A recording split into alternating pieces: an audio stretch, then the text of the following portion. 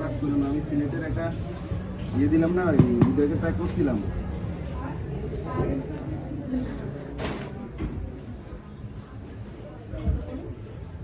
Duplex করা যায় না? হ্যাঁ, সেক্ষেত্রে আবার ওই খরচ কি ওই যতটা পড়ে 27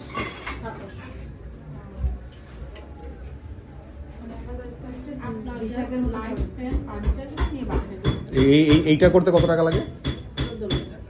14 লাখ, মানে এই যে এখন যেটা আছে কত? 667।